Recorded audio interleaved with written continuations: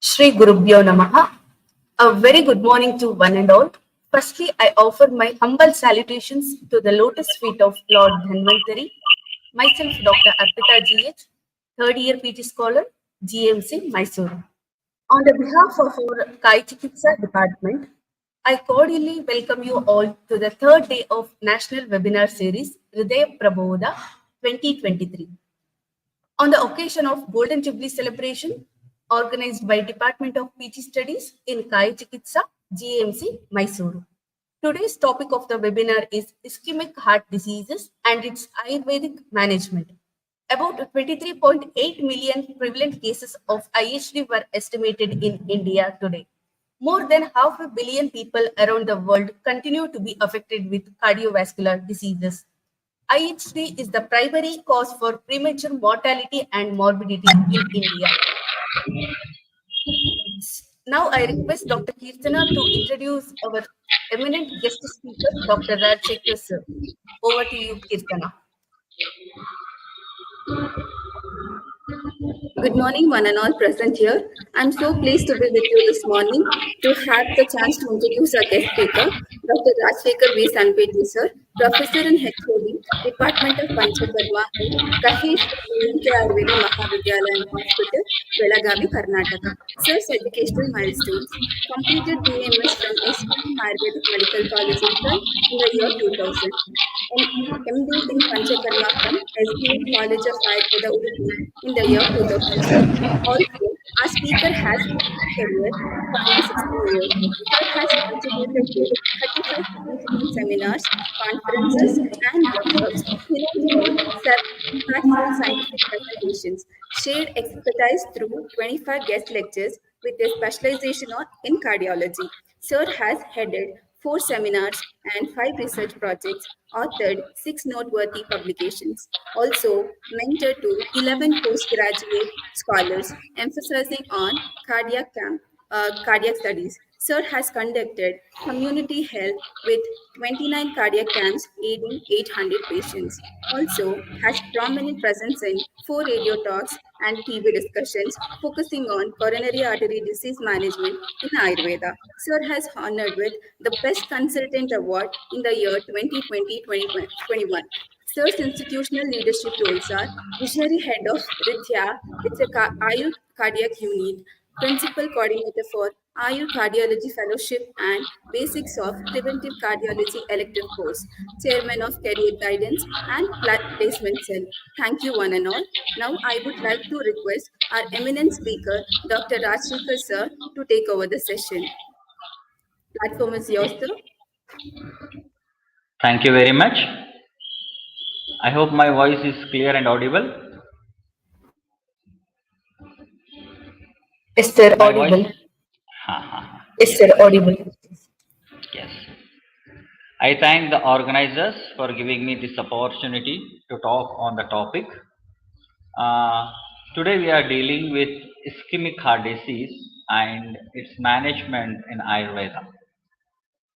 I hope you already know about the area of this cardiology and in Ayurveda and what best treatment modalities can be done. Cardiovascular disease is considered to be an emerging lifestyle disorder which is affecting India very severely than the Western countries. Reasons are many. So, ischemic heart disease, as the word meaning refers, it's a lack of oxygen or impaired blood supply or oxygen supply to the myocardium, which results in the imbalance in the oxygen supply and demand. So here what happens, the blood supply or the oxygen supply to the myocardium is impaired, and the reasons are many. Okay, the prime most common cause of myocardial ischemia is obstructive pathology, maybe atherosclerosis of coronary arteries. So this is the prime cause which impairs the blood flow to the heart. When the blood flow or the oxygen supply to the myocardium is reduced, the heart craves, and this condition is called as ischemic heart disease. There are certain circumstances when the blood flow to the heart is suddenly stopped because of the rupture of the plaque or sudden formation of thrombus which is completely occluding the coronary artery. So this results acute coronary syndrome or even called as myocardial infarction, and this is considered to be the most common cause of death in the current scenario.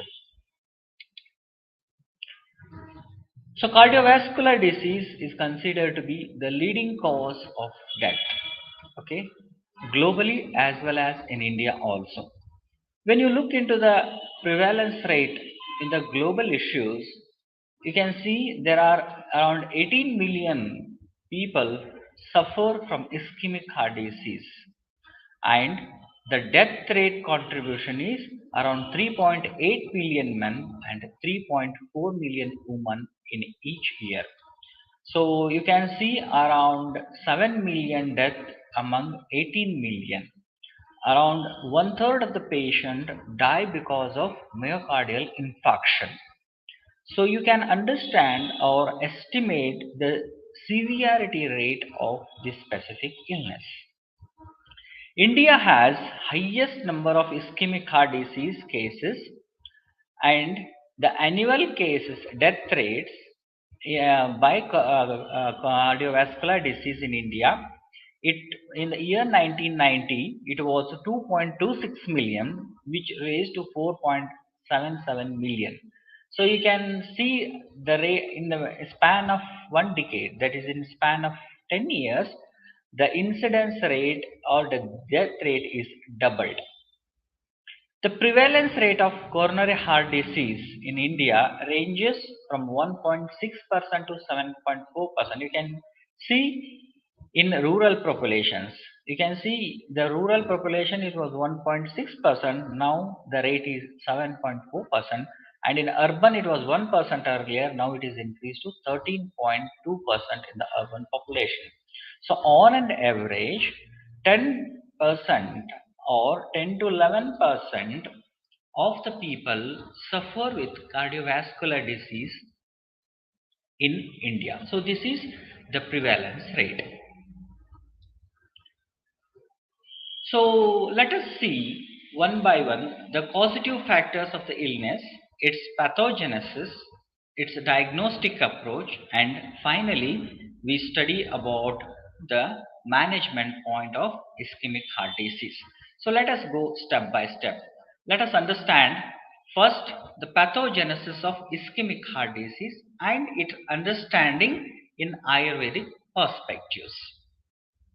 So when we go through this specific ischemic heart disease, we cannot find out a specific cause in any patients, but there are certain contributing factors which can pave the way for ischemic heart disease.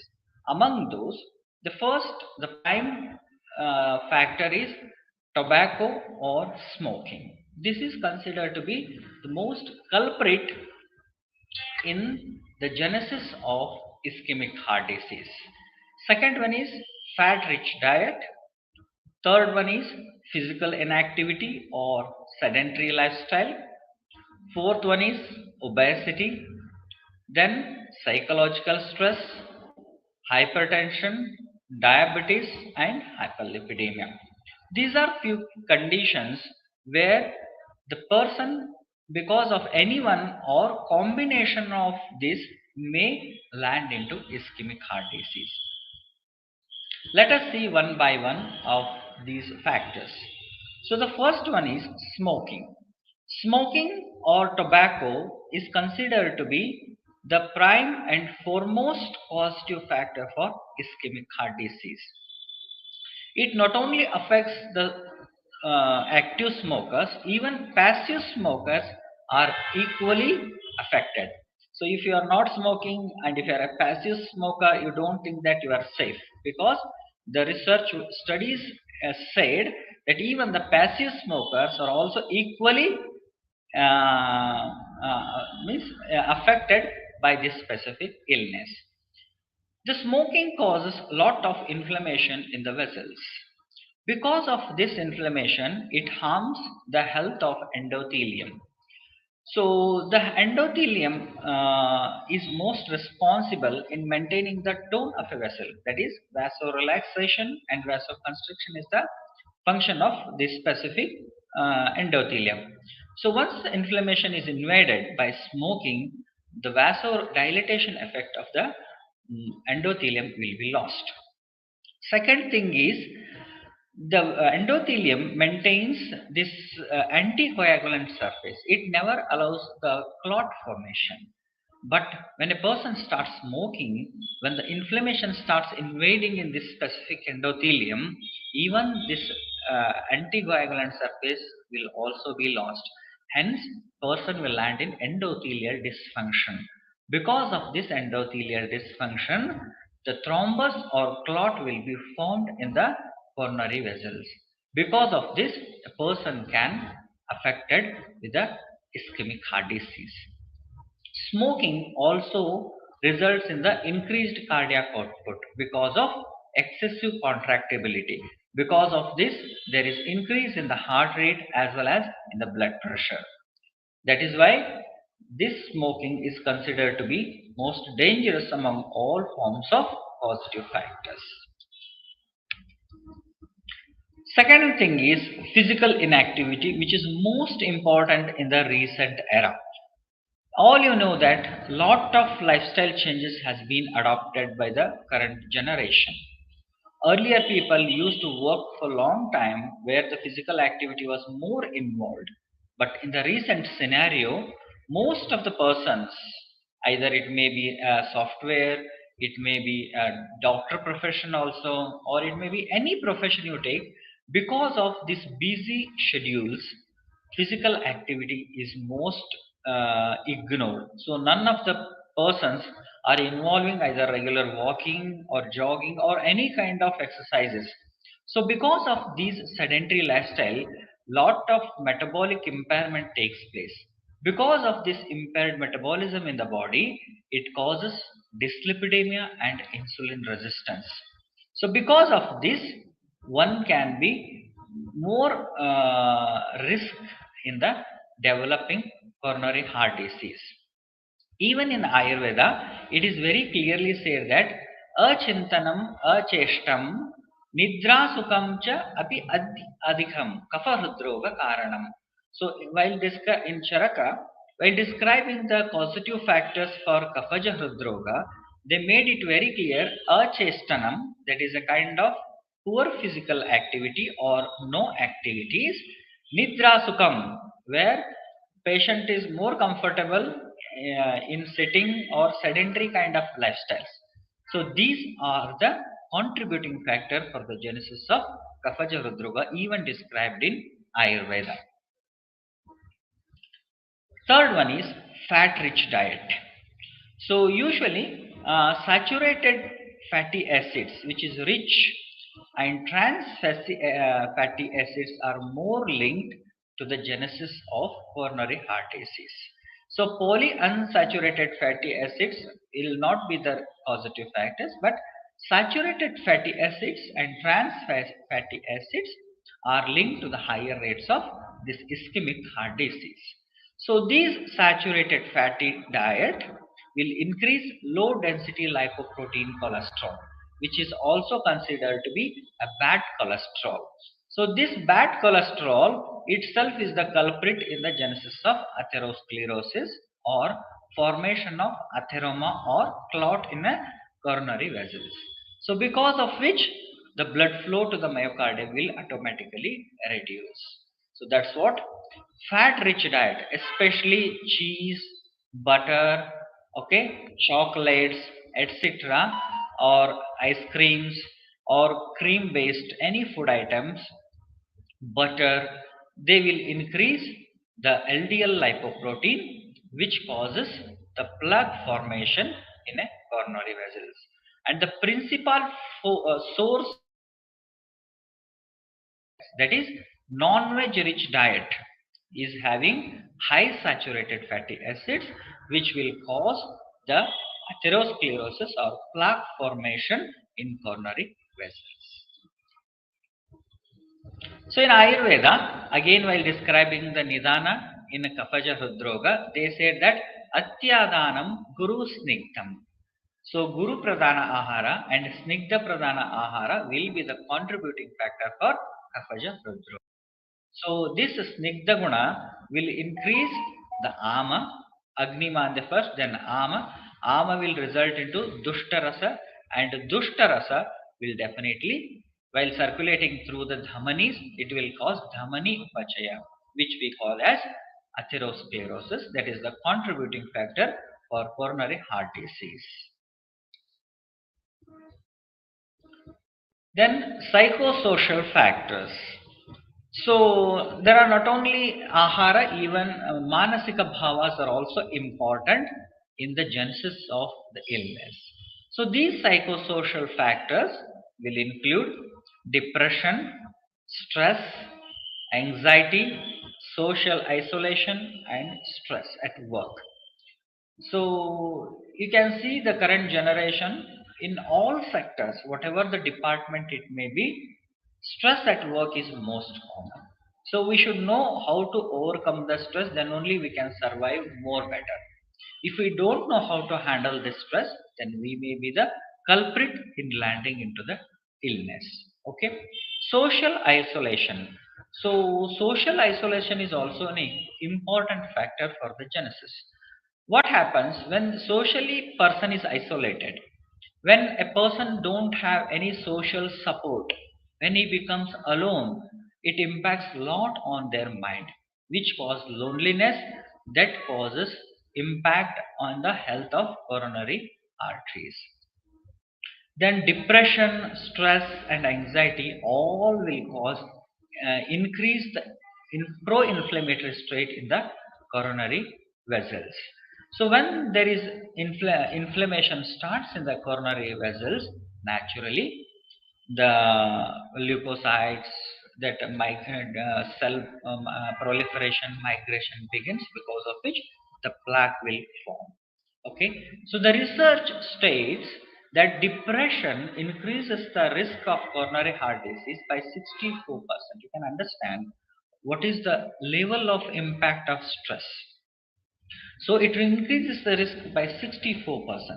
Another research states that depression after coronary event, for example, patient is already known case of ischemic heart disease or landed in heart attack already once, and even after the event, if patient again gone for stress, that we have affected by this heart disease, again if he in that same depression state for few more days, then it increases the second heart attack or another event by threefold. You can increase. That's what this specific depression not only is a risk factor for developing the disease, even after the development of illness, if depression is not controlled, it will increase either recurrent ischemia or recurrent infarction, which will be a fatal at that time. So because of this specific stress, there is inflammation will increase, and it also increases the platelet aggregation. Okay. In Ayurveda, while describing the Hridroga Karana, they described Chinta, Bhaya, Trasa, Gadaticharaha. So when Atichara of Chinta, Bhaya, etc., it will be Hridroga Kartruni Tatabhighataha. It will be the reason or causative factors for the genesis of Hridroga. You people know a patient or a person is having chinta, bhaya, shoka for a long time, naturally the vata will get aggravated. So when the vata will get aggravated, kafakshaya starts. So when the kafakshaya starts, rasakshaya will also be evident. So when there is kafakshaya or when there is a rasakshaya, naturally the inflammation will be the consequent. So when the inflammation begins in the coronary vessels, naturally it will disturb the health of an endothelium, which will be positive factor for the plaque formation and plaque rupture, and that causes an atheroma in a coronary vessel. So that is the reason chinta bhaya are considered to be a major risk factor. If all other risk factors are absent, then even this is sufficient enough to induce the illness of coronary heart disease. Then fifth one is obesity. Nowadays, obesity is the rate of obesity is increasing because of the changed lifestyle. The children stopped playing in their childhood. Most of them are addicted for mobile games, and most of the time they spend only with the gadgets. So because of which, what happened, lot of metabolic impairment is being started, because of which obesity, childhood obesity is increasing. The same if they enter into the adolescent, they are considered to be a major risk factor for the illness. Earlier, we considered that this ischemic heart disease will be affecting only the older age group. But when we look into the current scenario, most of the middle aged patients are suffering, and recently the adolescents are suffering. A person who is college going student, sometimes 7th, 8th, 9th, 10th students, higher primary, secondary students are suffering with this sudden myocardial infarction. The reason is drastic change in the diet pattern and drastic change in the lifestyle, because of which the affecting rate is gross, enormous change has been taken place in the age of the illness. So obesity, when we consider as a risk factor for coronary heart disease, the BMI should be equal or greater than 30, where the waist circumference must be more than 90 centimeters in male and more than 80 centimeters in female. These persons are more prone for the development of this specific illness. So what happens when a person is obese? So when a person is obese, there is increase in the blood volume. When there is increase in the blood volume, heart has to work vigorously or extra, because of which the contractility rate and the cardiac output is increased. So what happens, because of which the peripheral vascular resistance takes place, the health of endothelium will also be lost. Then there is increase in the inflammation because of excessive fat, and because of this there is dyslipidemia, insulin resistance, and reason for atheroma formation. Then there are few clinical conditions where they are more prone or more risk for the development of illness. Among that, hypertension is considered to be the most important cause. Why? Because hypertension causes lot of hemodynamic stress. This is most important. When the hemodynamic stress in a coronary vessel is increased, what will happen? That causes endothelial dysfunction. So when the health of an endothelium is lost, naturally it is more susceptible for plaque formation. So what will happen when the hemodynamic stress is increased? The demand is more, but the supply is less. So when this is the scenario, naturally the patient is more susceptible for the development of ischemic heart disease. Then hyperlipidemia, which is most important again. So hyperlipidemia means there is lipoprotein overproduction. So you can see when there is increase in total cholesterol, when there is increase in bad cholesterol, that is low density lipoprotein cholesterol, we call it as LDL cholesterol.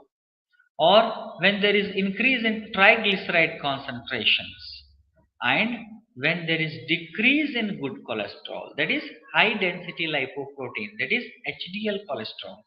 When HDL cholesterol decreases, when LDL cholesterol or triglyceride or total cholesterol increases, that will be considered as hyperlipidemia.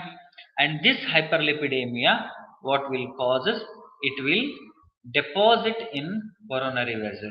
So when it deposits in the coronary vessels, the blood flow will automatically reduced. So this hyperlipidemia causes inflammation. Okay, it delivers cholesterol to the blood vessels where plaque formation occurs.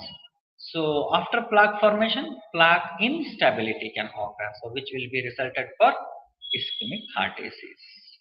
So you can see, so this is normal vessels where there is blood flow is 100%.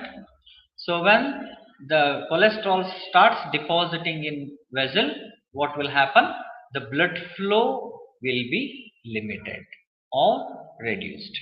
So when the blood flow is reduced, so this portion of the blood flow is reduced. So when the blood flow will reduce, what will happen?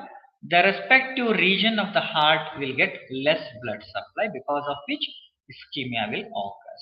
So in this case, what has happened? So this cap is ruptured here. So once the cap is ruptured, what will happen? The platelets will come and platelet aggregation will occur.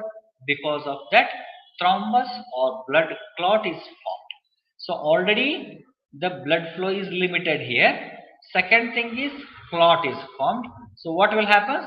The total vessel is entirely blocked, totally occluded, because of which there is no blood supply here. So when there is no blood supply, what will happen? The respective part of a heart will be having totally absence of blood supply, where we call this condition as myocardial infarction. So that specific part of the heart, the myocardial tissue, will die because of lack of oxygen and blood supply. Another condition responsible for ischemic heart disease is diabetes mellitus. Okay, so diabetes mellitus is considered to be a kleda pradhana vikara in Ayurveda. Okay, so where there is medo dushti, rasa dushti, mamsa dushti, even rakta dushti also. Okay, so because of this, what will happen? Naturally, there is dyslipidemia occurs because of it is medo pradhana dushti. Naturally, because of medo pradhana, the lipid impairment will be there, because of which dyslipidemia will occur. Because of this dyslipidemia, there is atherosclerosis will occur. Okay, and platelet aggregation will occur. Okay, so that is why diabetes is considered to be most important risk factor for the genesis. Okay.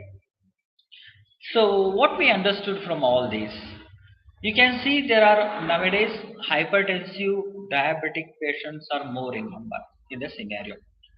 So if these patients, if hypertensive and diabetic patients, if they keep the blood pressure and blood sugar level in normal limits, they are considered to be bit safe for not landing in coronary heart disease. But if the blood pressure levels are not well controlled, either with the medicine or changing in the lifestyle and diet pattern, or if the blood sugar is not well in control, okay, so in one or the other time, there is high risk in the development of coronary heart disease. That is why the incidence rate is increasing because of poor control in the diabetes as well as in hypertension. Third important thing is obesity. You people know that this lifestyle disorder, the rate of obesity is increasing day by day. So now it is most essential to rectify this problem by any measures. Weight reduction should be there. Other thing like fat rich diet, which is most important, because nowadays most of the people are dependent on junk food or packed food, which is the most culprit again in the genesis of inflammation in the coronary vessels. So that's what there is drastic need to change in the diet pattern, which is most important. Then smoking 100% it should be stopped. Then other thing like physical inactivity, which is again most dangerous thing. So physical activity has to be improved to a greater extent.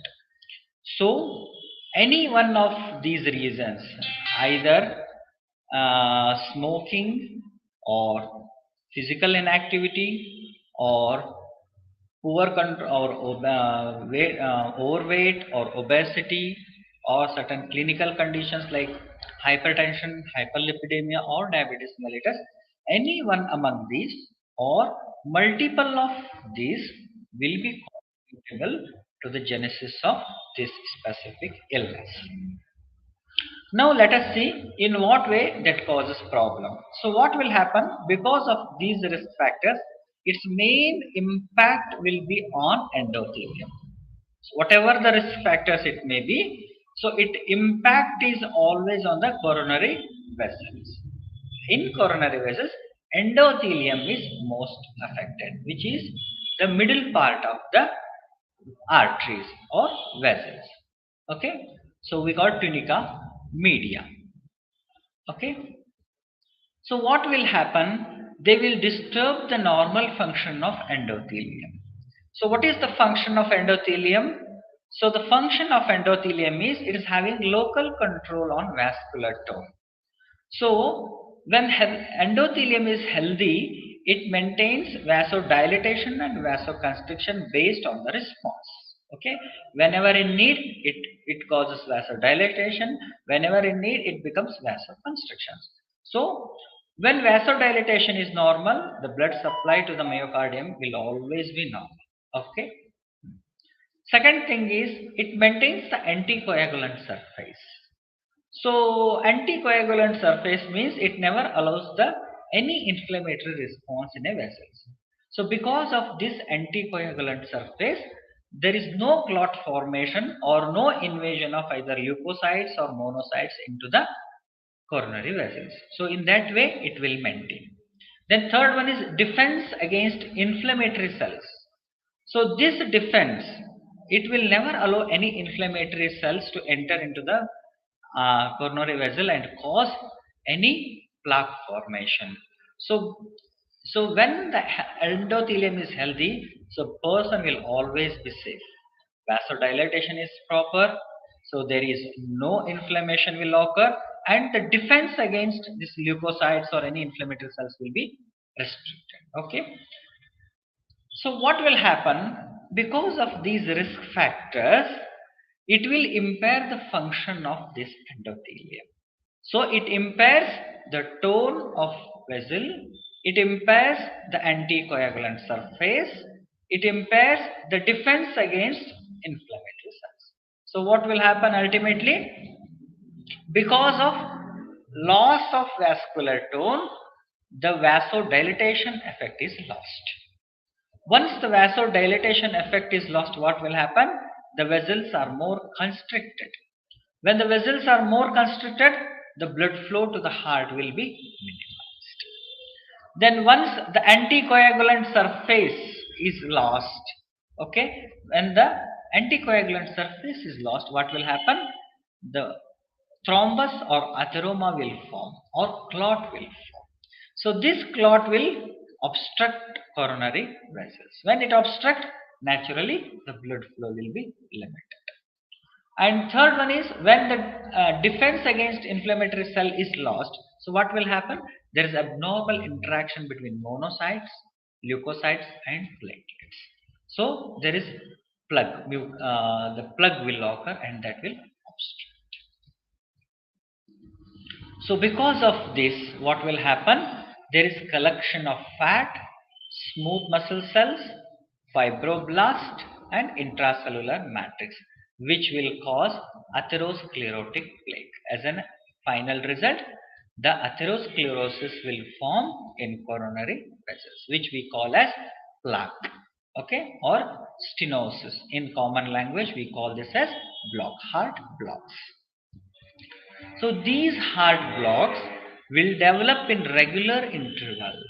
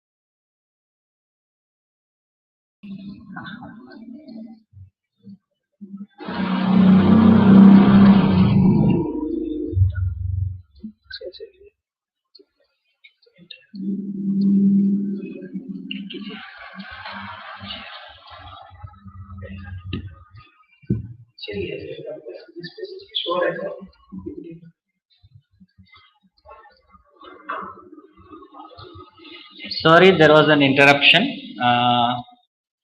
So, because of all these factors, it will result into a collection of fat, smooth muscle cells, fibroblast, and intracellular matrix, which we call as atherosclerotic plaque. So, this plaque will form in coronary heart, the coronary vessels. So this will develop at regular intervals in due course of time. It takes its own duration. It may be take certain months or it may take certain years also. Okay. So this will affect in different segments of coronary tree.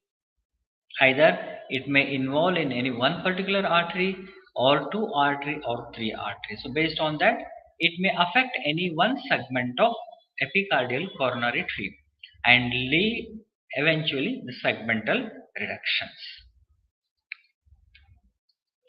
So ischemia, this causes ischemia. So ischemia in the sense, because of this atherosclerotic plaque or stenosis, or in common language we call it as a block. So because of this specific heart block or stenosis or atherosclerotic plaque, it will minimize the blood flow to the heart. Okay, because it causes obstruction.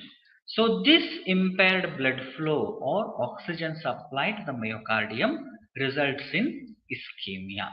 Okay, so this ischemia will aggravate by physical activity or emotional stress or tachycardia. So if patient is at rest, sometimes patient don't have any symptoms because in rest the myocardial demand is always less, so the heart is capable of supplying the blood to the myocardium. So patient may not feel symptoms in case of stable angina. Okay, he may be very normal like other people, thinking that there is nothing problem. But when patients do certain physical activity, maybe rapid walking, okay, or brisk walking, or climbing stairs, or climbing hills, or lifting certain heavy objects, or any kind of strenuous activities, what will happen? Heart has to function more and demand is increased.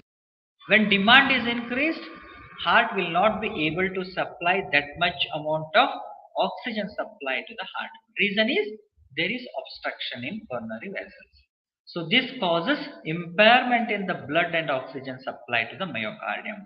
So naturally, by physical activity, patient experiences certain discomforts, chest related discomforts. It may be chest heaviness, it may be chest tightness, it may be chest pain, okay, or sweating sometimes. Okay, so these kinds of ischemia, they are precipitating factor for ischemia. Emotional stress, this is also equally important. Why? Because emotional stress causes vasoconstriction to a greater extent. Already obstruction is present because of atherosclerosis, and emotional stress can worsen the vasoconstriction. So because of which there is sudden decrease in the blood supply to the heart, because of which ischemia can precipitate. Then tachycardia. Tachycardia means where heart has to pump more vigorously. When it is functioning more vigorously, it less amount of blood is supplied to the myocardium. So that is why there is ischemia will be precipitated. So that's what, whenever a patient is having sudden unstable angina or myocardial infarction, doctors prescribe beta blockers. Why? Beta blockers will reduce the tachycardia, and which is the most culprit for the illness. So that's what it has to be reduced. So this is the schematic presentations.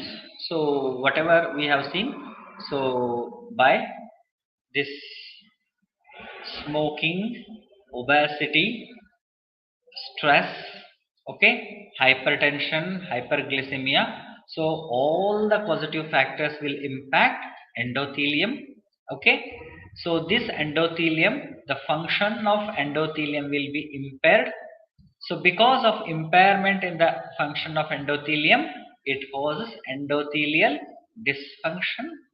And endothelial, because of endothelial dysfunction occurs the production of nitric oxide. You know, this whenever endothelium is healthy, it produces the nitric oxide endothelium like factors, which will cause vasodilatation in nature. So nitric oxide is most important for vasodilatation. So when the endothelial dysfunction occurs, the production of nitric oxide reduces, because of which vasoconstriction occur. Okay, then thrombus will form, leukocytes will adhere. Okay, there is increase in oxidative stress, inflammation. So ultimately, patient will land in ischemia. So this is the understanding as per the modern science and as per Ayurveda. Okay. So what will happen? So with this modern, what you understand, there is atherosclerosis or fat deposition in the coronary vessels, where we call it as kapha or meda. Okay, which is having kapha pradhana with snigdha guna, that is meda. So there is inflammation in the body. Okay, lot of inflammation occurs. So we can consider there is invasion of pitta, and because of which there is vasoconstriction, vasospasm will occur. So because there is invasion of vata is also seen. So a kind of tridoshija presentation is present in coronary heart disease as per modern science. So let us see what is described in Ayurveda, how to understand this specific consequence in Ayurveda. So the Samprapti is described in Ayurveda as Guru Snigdam Amla Lavanani Ati Matram Samashnatam. So there is increase in intake of Guru Pradhana Ahara, Snigdha Pradhana Ahara, Lavana Pradhana Ahara. Ati Matram Samashnatam, one take in excessive quantity. The same is also explained in modern science, fat rich diet and salt rich diet. Okay. Navam annam cha panam. So navam annam. So this nava anna and nava pana will increase kapha all the time. Nidra asya sukhani cha. So nidra sukha and asya sukha, a kind of sedentary lifestyle or poor physical inactivity. Tyakta vyayamam, not indulging in any kind of physical activity. Achintanam, samshodhanam, akurvatam. If patient doesn't undergo periodical rutushodhana, what will happen? Because of all these fat rich diet, okay, sedentary lifestyle, poor physical activity, so this results increase shleshma pittam cha medascha mamsam cha ati pravardhate. There is increase in shleshma kapha, increase in pitta, increase in meda and mamsa. You can see how beautifully our acharyas have described. So when the mamsa and meda increases, there is more snigdha guna, okay, because of which dhamani pratichaya can occur, which we call as atherosclerosis formation. And pittam, because of this pitta inflammation, the clot or thrombus or atheroma form will occur inside a vessels. So which we'll call as a specific plaque formation. Taihi avratagatihi, because of this increase in shleshma, pitta, meda and mamsa, what it will do? It will do the avarana for gati of vayu and oja. So the oxygen supply, vayu gati, the oxygen supply to the myocardium is obstructed by this plaque formation caused by shleshma, pitta, meda and mamsa. See, the same pathology is also described in Ayurveda as ischemic heart disease explained in the contemporary medicine. So because of which a person will land in Hridroga or ischemic heart disease. Then Acharya Shushruta, again he described the similar opinion as that of Acharya Charaka. They said, Kapha pittavaruddhastu marute rasamurchitaha. The increase in rasa, kapha and pitta will obstruct vata, Vyanavayu, which is responsible for the oxygen supply to the myocardium, okay, or the gati of heart, or the function of ventricles. So when the gati of Vyanavayu is restricted, the myocardial function will naturally deteriorate. So because of which hridistha kurute shulam, this causes shula, hritta shula, the same angina, which is the clinical feature of ischemic heart disease, the same is described in Ayurveda. Hridistha kurute shulam, it causes pain in the heart region. Murcha avarodakam param, it will also cause as murcha, like in case of myocardial infarction. If it is massive attack, what will happen? The patient goes under semi-conscious. The same presentation is described by Radroga by Acharya Shushruta. You can understand, same clinical picture is also depicted in our science. Okay, now you understood that ischemic heart disease may be correlated with Tridosha Hridroga in Ayurveda, right? Yes. Then how to diagnose this condition? Okay, so this ischemic heart disease can be diagnosed based on the clinical features first. Second one is changes in the electrocardiogram, and third one is stress test that we call as treadmill test. These are three important factors. In case of unstable angina, cardiac biomarkers will help you, okay, like increase in that CKMB, that creatinine kinase related with most heart, or troponins. These are considered to be cardiac biomarkers which are increased when there is cardiac myocardial damage will take place, okay, especially in case of unstable angina and myocardial infarction. Especially ST elevation myocardial infarction will have elevated cardiac biomarkers like CKMB and troponins. Okay. Then last one is coronary angiography will tell you how much blocks and the percentage of blocks. Okay. So this is the way that how a condition has to be diagnosed. Let us see, the first one is the clinical features. So the symptoms of ischemic heart disease is chest discomfort. The cardinal symptom is chest discomfort. Patient comes to doctors that I have chest discomfort. Don't always expect chest pain. So don't imagine that if a patient has chest pain, then only he has ischemic heart disease, or likewise.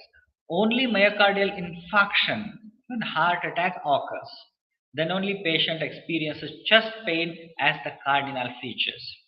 But in case of stable angina, okay, or in case of ischemic heart disease, don't expect chest pain should be present in all cases. In 2/3 of the cases, chest pain may not be present at all. So what you have to see, you can have to ask chest discomforts. Which kind of discomforts?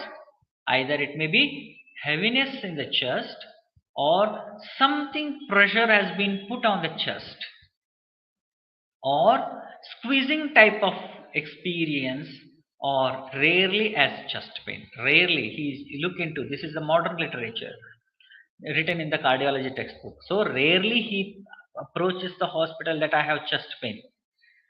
So most of the time it is not diagnosed in time because of failure in diagnosing, because not every patient goes to the cardiologist.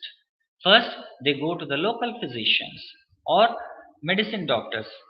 So if you are not expertised in the field, so it may be misdiagnosed. So sometimes that's the way it is poorly treated most of the circumstances. Okay, so never ignore any kind of chest discomforts.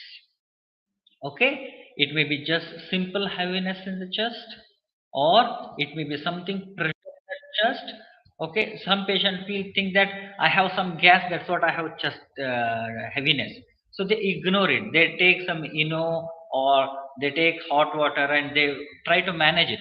Okay, if it relieves by single take, it's well and good, but even then if it doesn't relieve, then you should not ignore that condition, which has to be addressed immediately.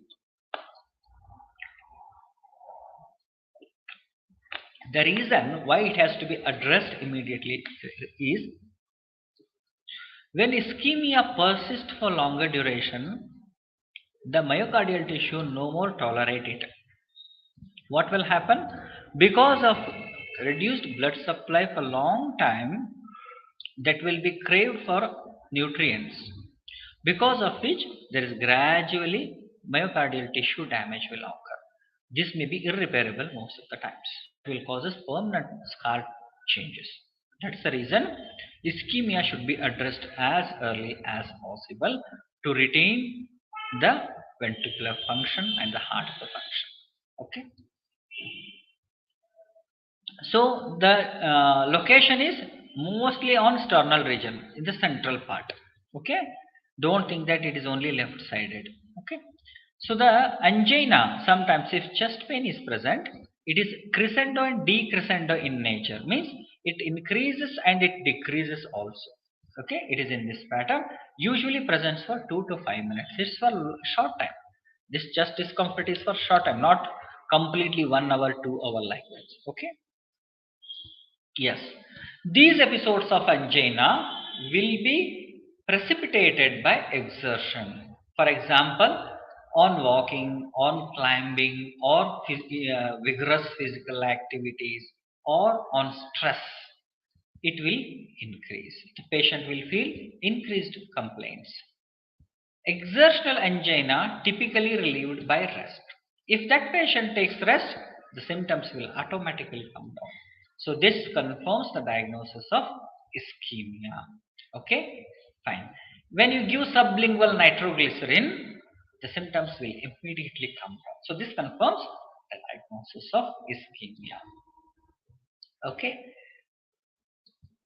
Why the rest or why the nitroglycerin improves the condition? Because you will the myocardial, that coronary vessel will take means it relaxes, the ventricular function reduces, the the load on the heart reduces. That's what in rest the heart can sustain with the limited blood flow. Okay. Other symptoms like patient can also experience dyspnea, breathlessness on activity. Sometimes simple fatigueness. A patient will approach that I'm very tired, I'm not active, I'm very lethargic. In some of the patients, this may be only the presentation of ischemic heart disease, which should not be ignored also. Faintness, sometimes faintness. Okay.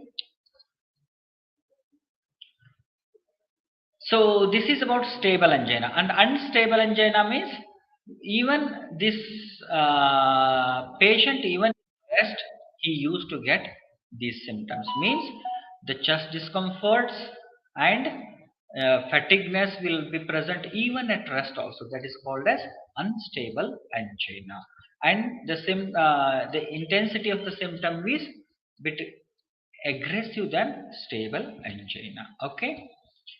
So the symptoms occur at rest or with minimal exertion and lasting more than 10 minutes. The symptoms last more than 10 minutes and they may occur with very minimal physical activity like walking for even shorter distance, or sometimes even on rest also patient experiences the chest discomforts. Okay, and the nature of pain is very severe. Okay, so that depicts the condition is bit advanced. And the angina is crescendo pattern. It is increasing in nature. It never decreases like stable angina. Okay. So in this case, in this patient, you may think the like sweating or epigastric discomforts or dyspnea or chest pain. Okay, these are the so in unstable angina, chest pain may be prominent symptom. Okay, or dyspnea may be prominent symptom along with sweating. See, let us see how we can understand in Ayurveda. So, as per Ayurveda, Hridayam Kapha Hridroge, so in Kaphaja Hridroga, Suptam Sthimita Bharikam. Patient experiences Suptata Stimita and Bharika. Stimita means limited, a kind of limited activity. Means heart function is limited, even person activity is also limited. Bharikam, he feels something is kept or something heaviness is experiencing. I think modern literature says chest heaviness is one of the chest discomfort which is depicted as bharikam. Tandra aruchi paritasya bhavati ashmavratam yatha, as if some ashma means a kind of stone is kept on the heart. Such kind of feeling patient is experiencing means a kind of tightness or a kind of heaviness is present. So which is a cardinal symptom of Kaphaja Hridroga which we correlate with the stable angina. Okay. Then Ayamyate Marutaje Hridayam Tudyate Tata Nirmatyate Diryate cha Sphotyate Patyate Apicha. These are the kind of chest pain presentation described by Acharya Shushruta. Right? See, they said the nature of chest pain may be Hridayam Tudyate Tata, as if like some Todavat Pida, pricking type. Nirmatyate, like Mathanavat Pida, some churning like discomfort. Diryate, Sphotyate Pate, something like cutting type of pain or something say exploding type of pain. So such kind of pain is experienced. So even in modern literature, they also say squeezing type of pain, sharp shooting type of pain are explained in case of unstable angina or in myocardial infarction. So this is also explained in Ayurvedic literature also. Means this disease is existed since ancient times and it was also managed with Ayurveda in since ancient time.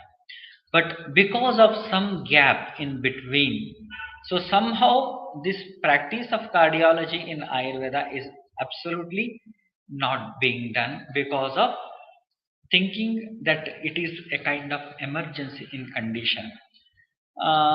Yes, we have to accept that emergency condition, but it is the percentage of emergency is always very less. In case if you feel it is emergency, you have to immediately refer to the higher centers where immediate management has to be done and it should be done by modern cardiologist only. Because in Ayurveda, it's difficult to revascularize with Ayurveda medicine instantaneously. We can do, but instantaneous revascularization may not be possible in Ayurveda. So only in identification of the illness and referring is most important. If you do this job, then you are on safer side. But if you do fault in this, yes, we have to carry a bad name on us. Okay. But when you look into the concept of this Rudroga, you can understand and estimate that even myocardial infarction, stable angina persist since ancient times, and it was managed by our acharyas with our own medications. Then after clinical features, now you have to see the changes on electrocardiogram. Okay. So on electrocardiogram, what you have to see is one is ST segment and T wave. Okay. So ST segment and T wave. Okay. These are two important findings which you should notice on electrocardiogram. If ST segment is not normal, not on normal baseline, if it is depressed, and if T wave is not upright, if it is inverted, then it is indicative of ischemic heart disease. Okay. Now you can see this is ST segment depression. So here, see this is the normal baseline, right? This is the normal baseline. If a ST segment is present here, then it is considered as normal ST. And you see T wave is upright. This is normal. T wave is upright. This is normal. T wave is upright. Depressed. This is not normal. So if ST segment depression is present, then it is indicative of ischemia. See the ST segment depression. Okay, I will show you. So this you can see ST segment is here. Actually, this is the baseline, right? But ST segment is depressed here. See, ST segment is depressed here. Depressed here. See, so it is so much significantly depressed. This is the baseline, right? It is so much depressed. This is lead V1, V2, V3, V4. Okay, and V5. So lead V1, V2, V3, V4, V5 we call as anterior leads. Okay, so the ischemia of anterior wall we can consider like this. And this is another. See here, depression is down sloping. Lead 2, lead 3, right? And lead AVF. Okay, and lead V3. You can see the depression here. Lead V4, lead V5, and lead V6. So lead 2, 3 AVF is called inferior wall. Lead V3, V4, V5, V6 is lateral wall. So inferolateral ischemia. Okay. Now this is T wave inversion. Okay, see T wave is inverted here, right? T wave is inverted here. So T wave is inverted. So if T wave inversion occurs, it is indicative of ischemia. See in V2, in V3, in V4, V5, and V6. So this is another electrocardiogram. Okay, where ST segment and ST both are depressed. See, this is ST segment depression and T wave inversion. ST segment depression, T wave inversion, right? ST segment depression, T wave inversion. ST segment depression and T wave. In lead V4, ST depression, T inversion. Lead V5, ST depression, T inversion. In V6, ST is normal, only T inversion is there. Okay. So what you understand with this? Lead 2, V2, V3, V4, V5, anterior wall, and first lead 1 and lead AVL. So lateral wall ischemia. Okay. So once if you understand that on electrocardiogram, if you detect it as ischemia, then you have to confirm it by stress test. Because in sometimes ECG may be normal. So don't think that if ECG is normal, patient is normal. I will tell you, as per clinical experience, most of the times when we diagnose based on the electrocardiogram, the diagnosis is misleaded. ECG will mislead the diagnosis in most of the circumstances because in most of the times ECG is normal in ischemic heart disease in stable angina. Okay, because in the resting heart the blood supply is normal, ECG may come normal in some times. Patient's clinical features are present, but ECG is normal. Don't conclude that patient is normal based on ECG reports. If you diagnose based on the ECG report entirely, the diagnosis is misleaded in most of the circumstances. That's what you have to go for the higher investigation, that stress test. What is stress test? You are putting heart in stress. Means you are making the heart to work, function, and take the ECG. Okay, that is stress test. Especially in case of stable angina, stress test will conclude the diagnosis. Okay, in unstable angina, ECG may diagnose it. Okay, so that's what when ECG is normal but clinical features are present, then you have to go for stress test. Okay, what they will do? They will make to walk on treadmill. Okay, first they will try to make on normal surface. They will increase the speed and they will elevate it like as if you are climbing on hills. So like that they will elevate the treadmill and they will make you to walk. Sometimes you made to jog on treadmill. So by that the lot of pressure or lot of load will come on heart. At that time ECG is recorded, and even that is negative, then the patient is normal. But if it induces ischemia, if this physical activity induces ischemia, then we call it as positive for inducible ischemia. TMT is positive for inducible ischemia. We call it as ischemic heart disease. So when TMT is done, that it is diagnosed as ischemic heart disease.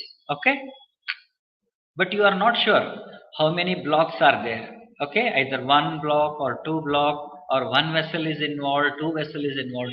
For that, you have to take the help of coronary angiography. Here a dye is imposed with the either radial artery or femoral artery, and then okay, they will see the your coronary vessels. Okay, see, this is normal coronary vessels where the blood flow is normal. Okay, there is no limiting of blood flow. Okay, this is right coronary artery. Okay, this is left main coronary artery. This is left main coronary artery, and this is left anterior descending artery. Okay, the blood flow is normal. This is okay, and this is left circumflex artery. So these are three major arteries, three major vessels. Okay, if block is present in this, we call it as single vessel disease. If block is present in this and in this, we call it as double vessel disease. If block is present in this and in this, we call it as three vessel disease. Okay, this is the way that how a disease is diagnosed. And they will see how much percentage of block is present, either 50%, 60%, 90%, or entire occlusion will be done in this coronary angiography. See, here there is block is here almost more than 90% block. Okay, see here the blood flow is normal. So now here almost you are not seeing the vessels, and from here again the blood flow is normal. So some heart block is here. Okay, so now see here, this is anterior descending. So you see here there is limited blood flow. So there is stenosis, around 70% stenosis is present here. Okay, and here it is normal.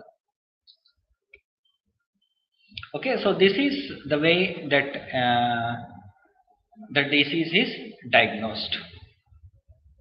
I hope you understood the etiological factors, okay, pathogenesis, and the diagnostic approach of ischemic heart disease, both in modern science as well as in Ayurveda science, right? Yes.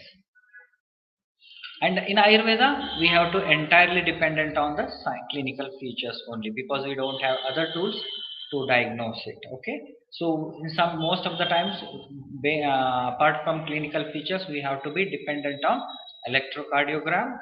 Okay, changes in the electrocardiogram, TMT, as well as in biomarkers and in coronary angiography. So we need this help for the final diagnosis, right? After this, we will go for management perspectives. Okay, so whenever a patient comes with hridroga, first the goal of treatment should be always revascularization. We have to improve the blood flow to the myocardium. This is the objective. How we have to improve it? Okay, so what the principles of approach should be? One is Srotoshodhana. Because Marga Varna is present by Dushta, Meda, Kapha, and Pitta. Okay, so first Marga Vishodhana Chikitsa should be given. Like Kaphahara, Medohara Chikitsa should be given. So which are the drugs that will help for Kapha and Meda? Okay, so usually like Gugulu like preparations or Ushnavirya drugs will be beneficial in the management of Kapha Medohara. So we prescribe Kaishora Gugulu more predominantly in the management of ischemic heart disease, which is proved effective in improving the blood supply to the myocardium. Okay, then apart from this, Kaishora Gugulu, Dashamula is considered to be Vata Kapahara in nature. Okay, so Dashamula Arishta is proved more effective in management of ischemic heart disease. You know that Dashamula is considered to be best Vatahara and Vata Kapahara also. Okay, so it will improve the health of endothelium. Okay, by Srotoshodhana effect. Got the point? So that is what Dashamula no doubt is can be practiced in the management. Then Katuki. Katuki, you know that it's a Bhedana Dravya, right?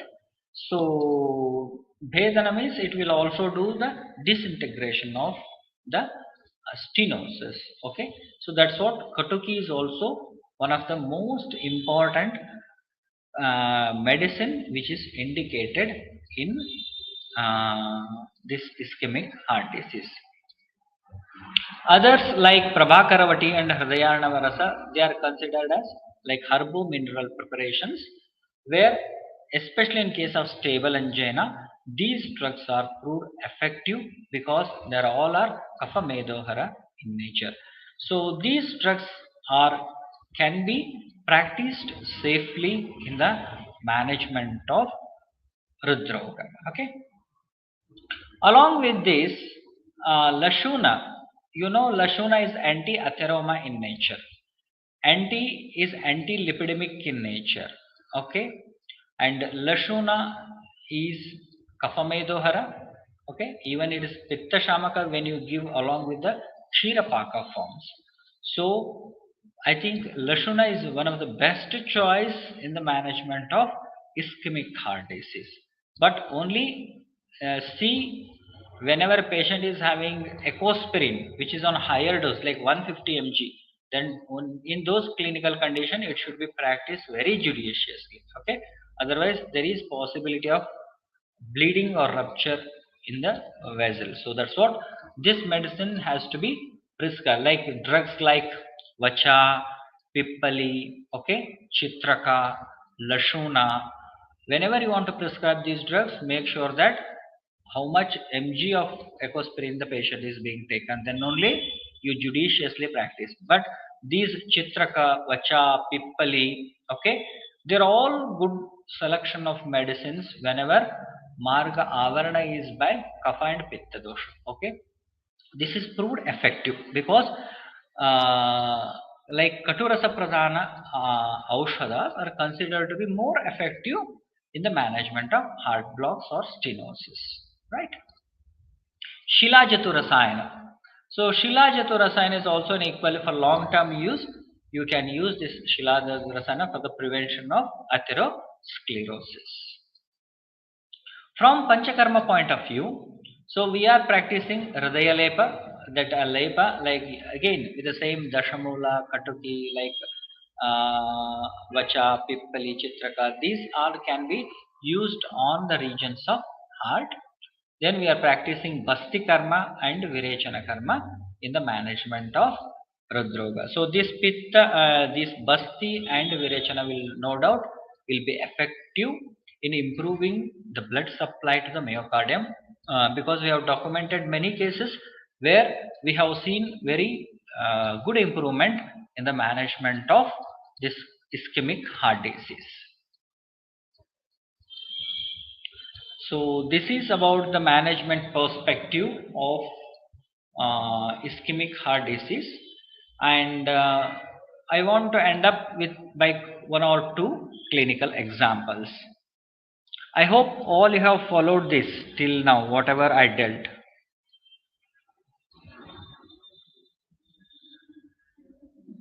I'm audible?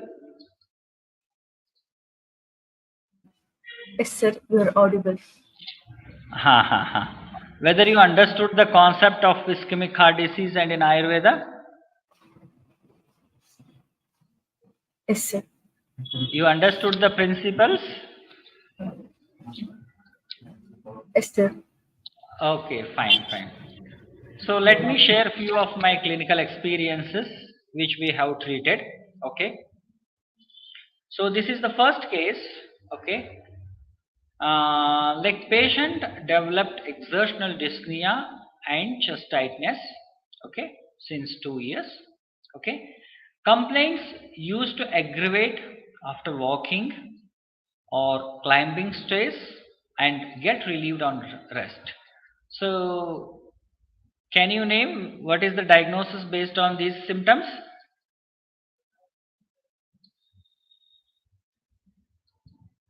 Chest discomforts like chest tightness, dyspnea, and the complaint worsen on activity and get relieved on rest. Can anyone name the diagnosis?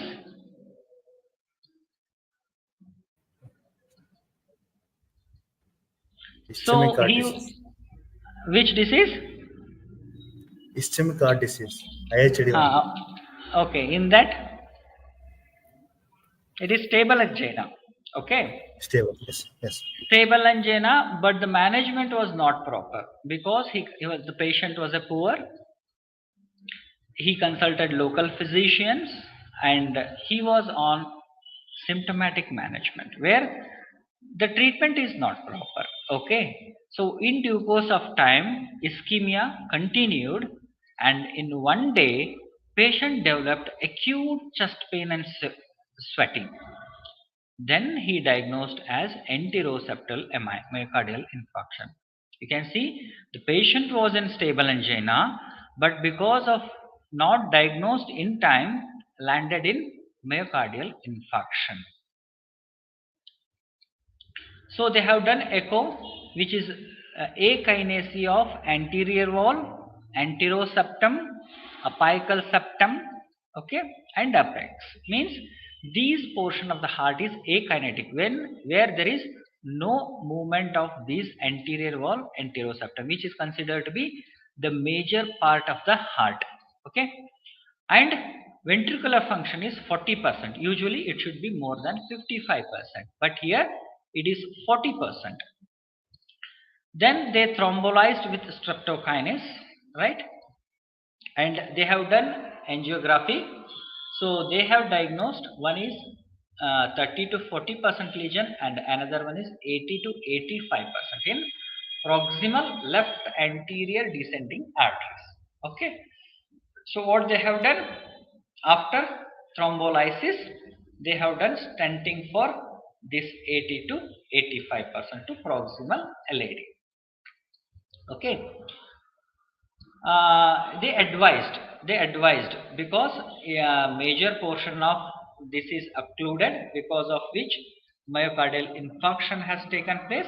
So they have advised this stenting. Okay, but since the patient is not willing for stent because of economical conditions, patient was very poor.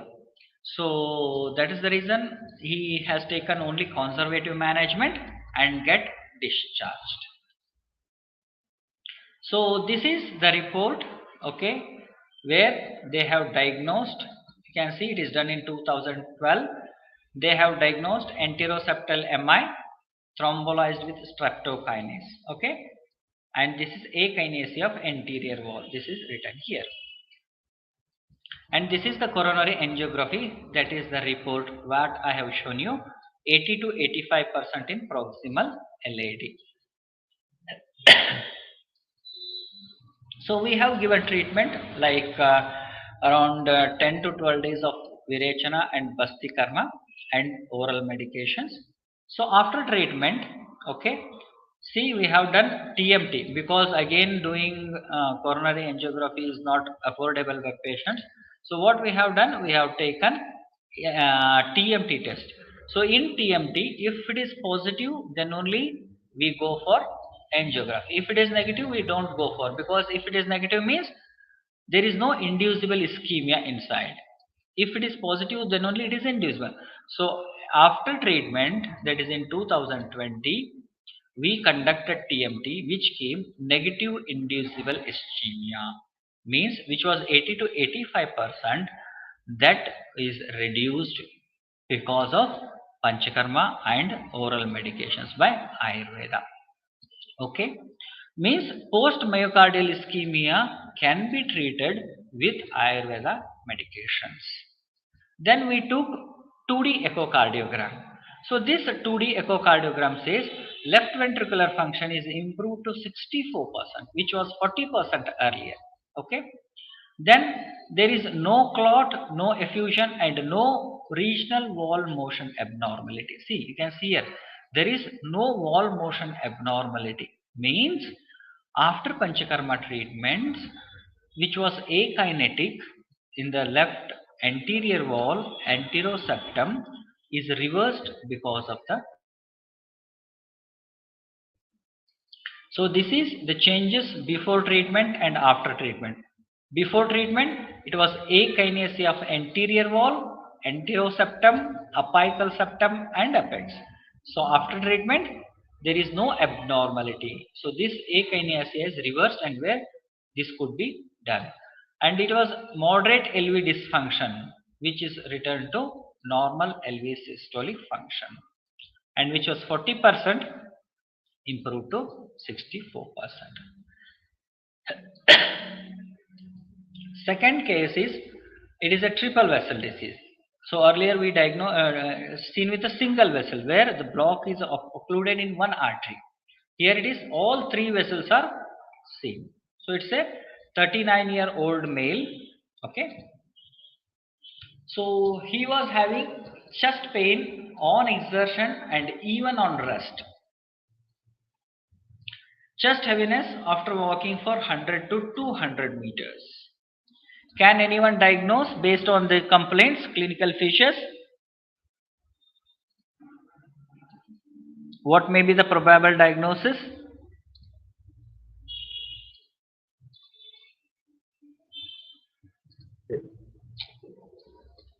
Stable angina ఉంది sir. Which kind of angina? Stable angina. No, it is unstable angina. Bit advanced than the stable, because the symptom persists even on minimal exertion or even on rest. Even for walking for 100 to 200 meters, he is experiencing the discomfort. This is again a case of unstable angina. Okay. He was having tobacco history, alcohol, and stress. Okay.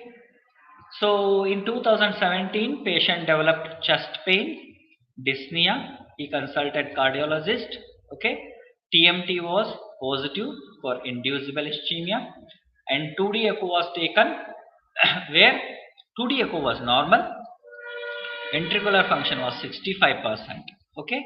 And angiography report says that the triple vessel disease where 99% stenosis is present in left anterior descending artery, 50% in mid left circumflex, 70% in distal circumflex, okay, and in right coronary artery 80%.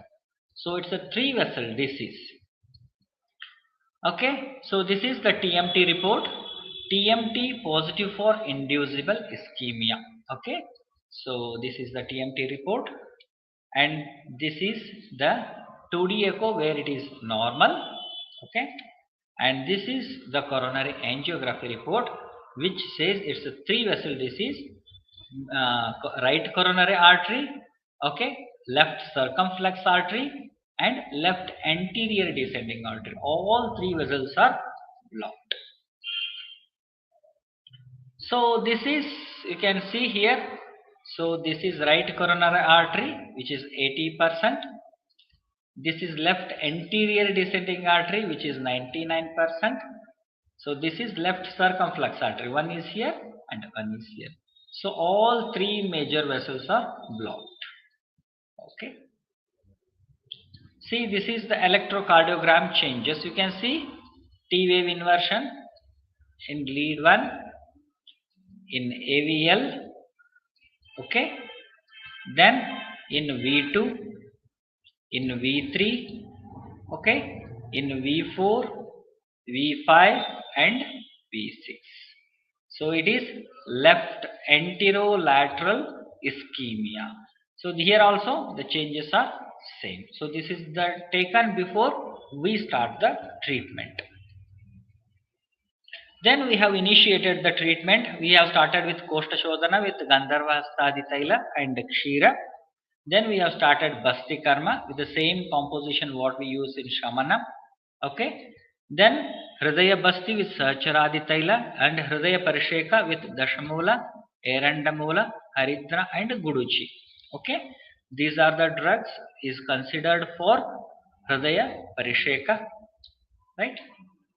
Then on discharge after 12 days, we have prescribed Hrid Dashamuladi capsule, Hrid Chatushparnyadi capsule, Kaishora Gugulu and Dashamulanishta. Okay. So this capsule we have designed based on the clinical condition. We have prescribed for 1 month and Arjuna Kshirapaka is continued 75 ml once daily. Okay.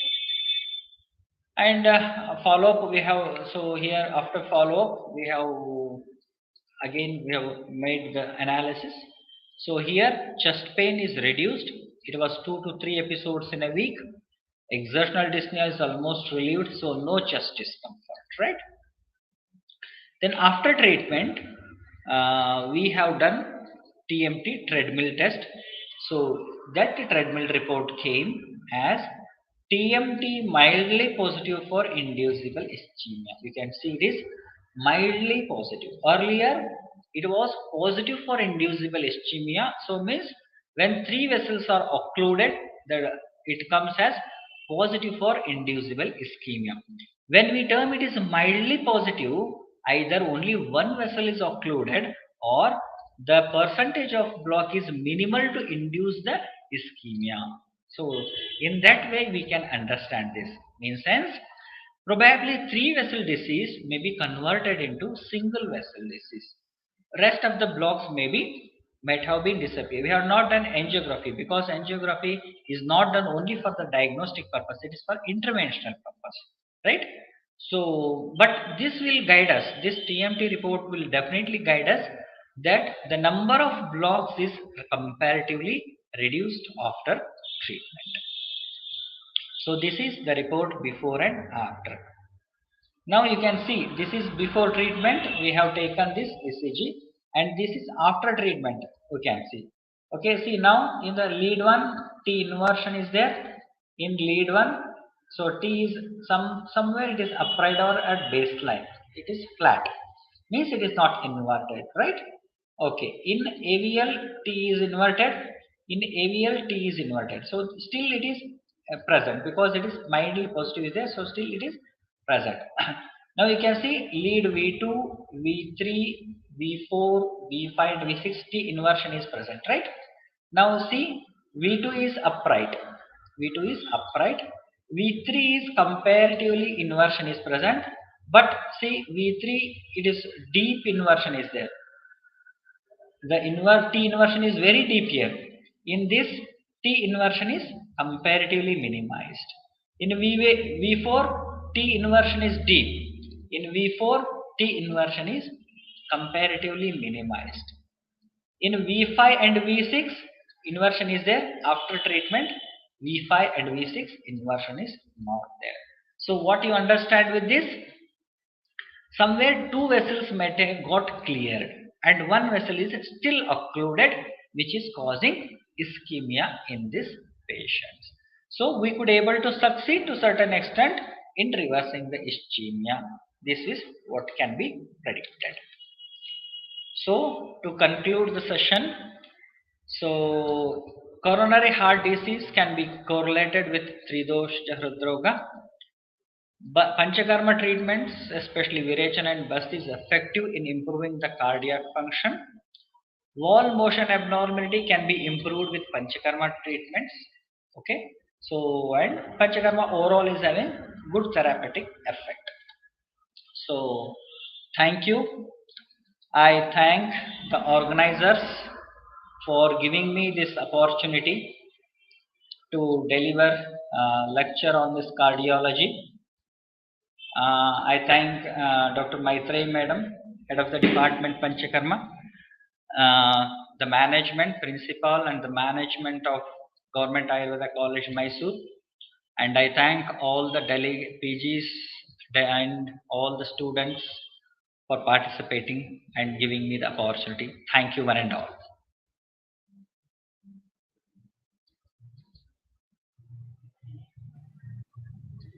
Now the session is open for discussion. If participant is having any questions, can write it in a chat box.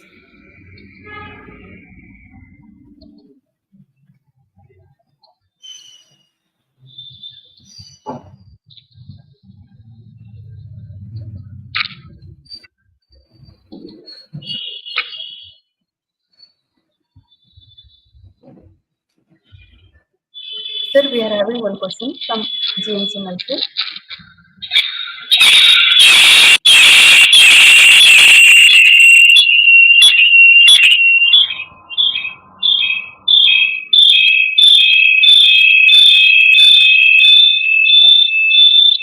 The question is displayed on the screen. Can you please go through and answer for this?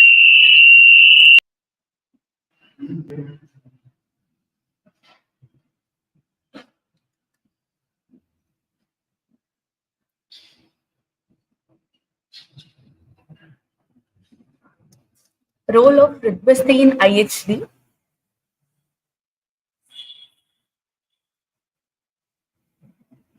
Like local treatments which causes muscle relaxation, okay, and that improves the health of coronary vessels, okay.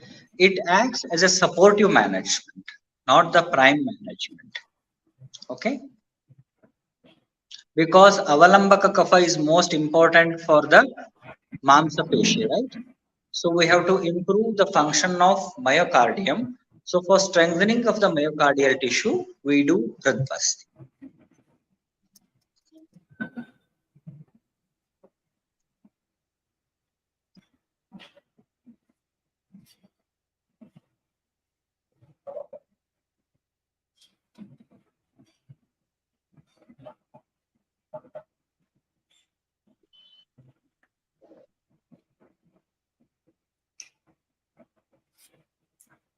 Another question from Bhim Reddy.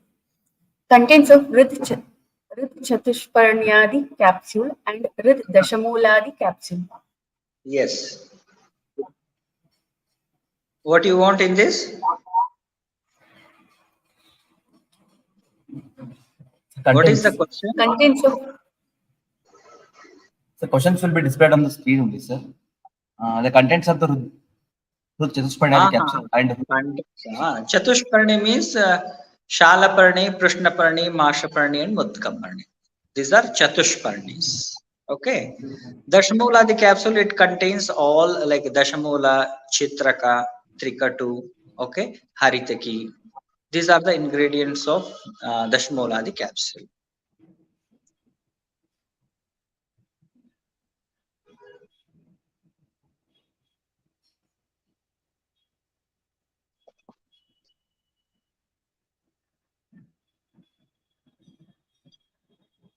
Can you brief about regeneration of damaged tissue after MI by Ayurvedic interventions? Yes, Rasayana therapy could work out. So cardiac rehabilitation treatments can be worked very well here. So even Hridbasti will do more better in these conditions. Okay, like Agastya Rasayana or Dashmula Haritaki Rasayana or Chavana Prasha. These are the good medications which will improve this scar tissue, which is manifested by impaired blood flow. So I think Rasayanas definitely prove effective in the management of these scar tissues. And Basti karmas, there are some Basti karmas like Brahmana Bastis are there along with the Sroto Shodhana Bastis. They can also be incorporated in the management of regeneration of cardiac muscle tissues.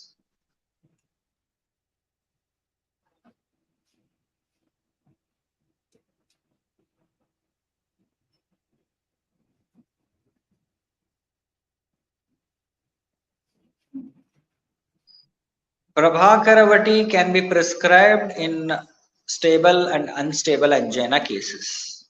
Okay, that is good medications in the management of both stable and unstable angina.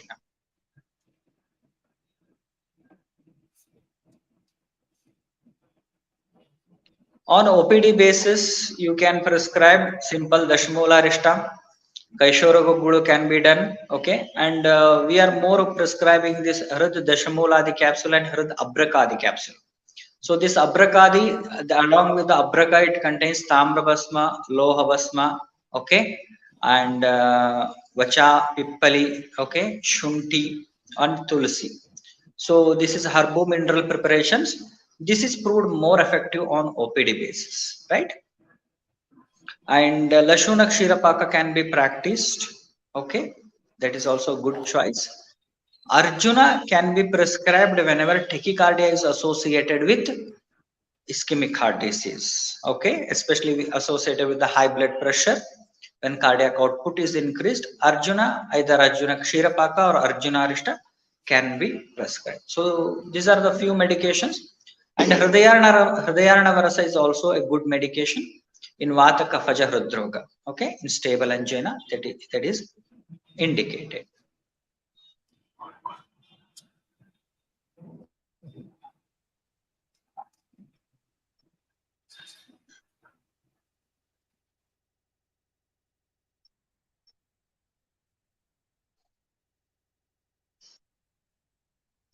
I don't have experience of what the rasa has been Shrugharba rasa. I have not much practiced clinically, so I don't have much experience about this.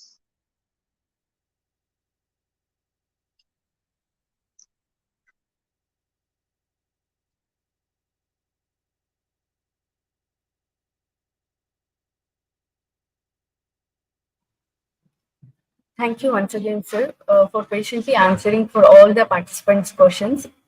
It was an indeed very informative session with detailed explanations regarding the etiology and the treatment strategies in Ayurveda.